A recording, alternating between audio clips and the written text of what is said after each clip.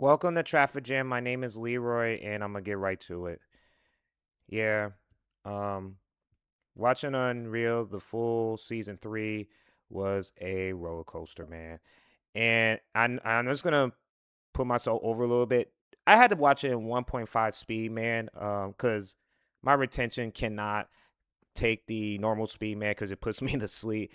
And just to go through it. And I wasn't rushing it. It's just that the documents is the season is really long, man. It really is. I'm just gonna talk about and you could watch that last video of me just going off on Unreal, but this is gonna be really different today. And I'm gonna sympathize a lot of not a lot of things, but like part of it, and tell you why WWE Life is Wrestling, man. I understand these wrestlers that's on that roster currently right now put their bodies on the line, man. And I've been saying this, WWE and I'm talking about the business is a brutal business at the end of the day, man. Where you're happy, where you're sad, where you're mad, it's a psychological warfare in that company. It really is. And it's really telling me that the wrestlers that puts their bodies on the line for us and for everyone else doesn't get appreciated as it is, man. Yes, it is a surprise that I'm putting them over with this because at the end of the day, man, they are human. At the end of the day, what they go through on that, now they're gonna say, "Well, they make so much money." I can get that part, man, but many people in the planet, and there's like 8 billion people on the planet, and those 8 billion people probably won't do what they do over there, man. And it's really crazy that they go through this. Now I can talk about episode 3 and I'm just gonna do a try to do a memorial or a memorization and what I saw and give my assumption on that. And I could go episode 4 and 5, but I'm just gonna go over the place today, man, because I it's just gonna be freestyle as it is. Now, I'm just gonna talk about Oba Fembi, and if everybody want to watch that last stream, the push is real. And I've been saying this, they need to push this guy to the moon. Well, not to the moon, to the universe as it is, like they say, the WWE universe. I don't know if they say that anymore, but yeah, you get the idea.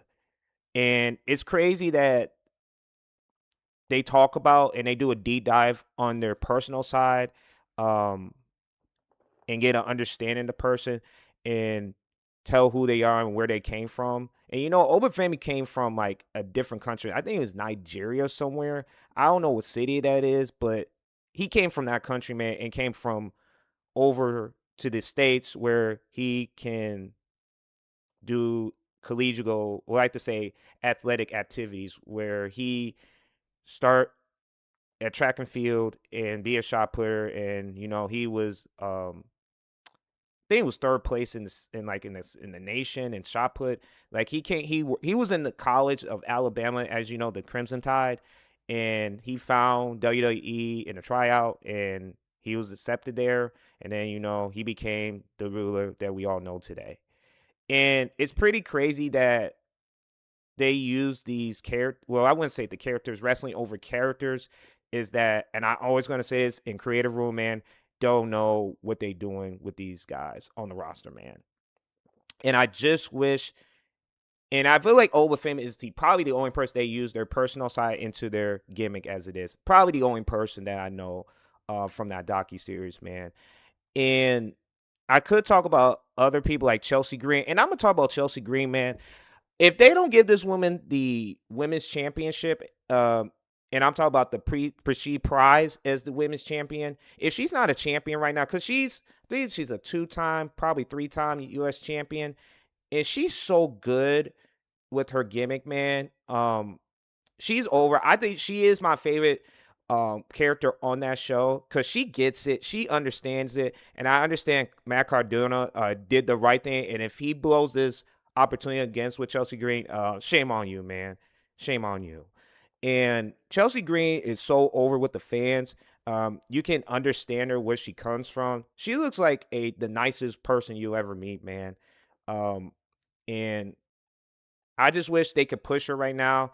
Now, I'm always going to give the benefit of doubt with the women's division. I know I've been saying this. They do put their bodies on the line, and I've been saying that earlier. Um, you get the idea, man.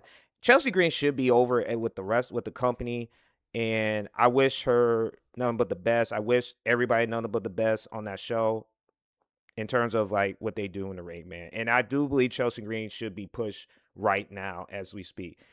And I'm just gonna leave it at that for her. I could also talk about Trick Williams, man, and I've been saying this, man. This guy is a superstar. He's in that same class as Obafemi, man. Now he's not the Obafemi of like the ruler, but Trick Williams, the Lemon Pet Steppers, all that, dude. He's so he reminds me a Booker T, man. And I think that is a great comparison. Even though we shouldn't compare people, he should be his own man. But I do believe, like Trick Williams is the guy even though he is the current U.S. champion now. I'm going to see what's going to happen in SmackDown because freaking Baron Corbin came out of nowhere. Probably could take the belt off of him, which is not like I don't know what WWE is doing with that, but you get the idea. Trick Williams is so over. If you understand the man, he's a collegiate athlete. He used to play at I think South Carolina, the football team, and then came over to WWE. And I'm going to talk about Lash Legend. She is really unique in the ring, man, and she is like different. She's like a hybrid of Jay Cargill as it is, man, and she has the ability to do it. Now, what she needs to work on is her character, and I've been saying this. Everybody's got to work on their character, and I just feel like they put more effort in their wrestling matches than they do with their character. And I am going to talk about the injuries in a few moments and down the line, but back to Trick Williams. You need to protect this guy at all costs. I understand that he's young and he's getting started with this one, but I believe he's 33, 34 years old. You got to use him right now. With this run. I like how he's being taken the personal side and be one of the Trick Williams as we know today, man. And like I said, I wish him none of the best. But WWE's gonna screw this guy if they continue if they allow this to happen. Really is.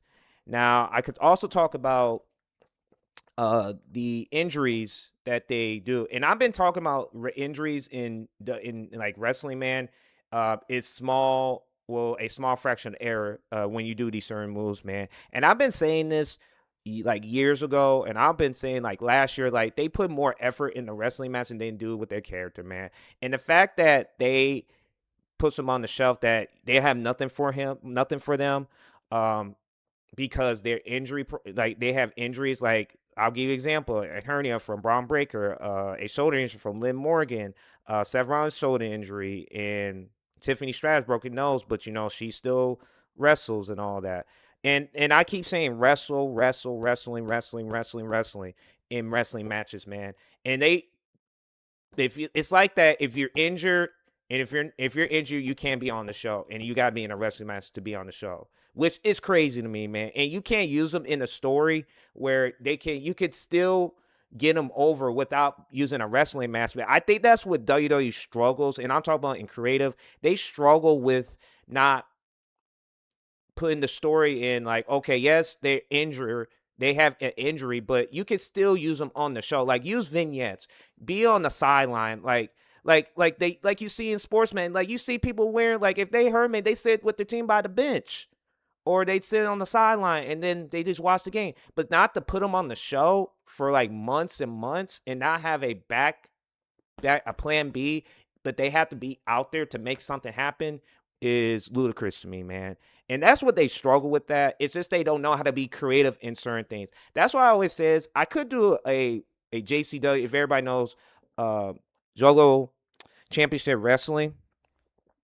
I could do a video about that, because if everybody watched that show, man, and I know it may, if you're afraid of clowns, man, hey, don't watch it. But you got to watch that show from beginning to end. Now, if it's not your cup of tea, go ahead. Okay, that's fine. But just watch from beginning and you'll get the idea. I will do a live stream in the future about that. But back to WWE with this. Yeah, the injuries they have is at an all-time high. I believe they do certain things in the ring that they shouldn't do to get that pop and that viewership is the reason why that they have injury prolific as it is.